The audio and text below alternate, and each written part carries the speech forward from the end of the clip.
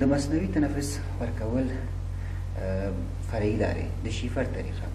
دا عملیات داسې ترسره کېږي چې ناروغ پر مخه څملوو او د ناروغ یو لاس کیڼ یا ښي لاس ته د هغې د سر لاندې کېږدو او د ناروغ بل لاس آزاد پاتې کېږي.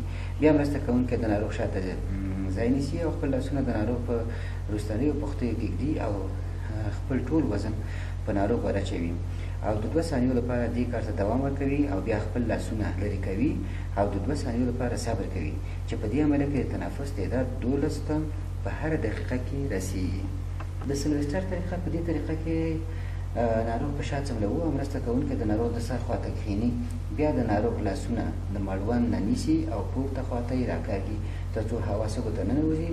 تر 2 ثانیو پورې صبر کوي او بیا بیرته د ناروغ لاسونه د هغه سینې خواته وروړي او پر سینه یې کېږدي او بیا لږ زور ورکوي تر څو کومه هوا چې سږو ته ورنوځي بیرته بهر ته راوځي. دا عملیه هم په 1 دقیقه کې تقریبا 12 ځله ترسره کېږي.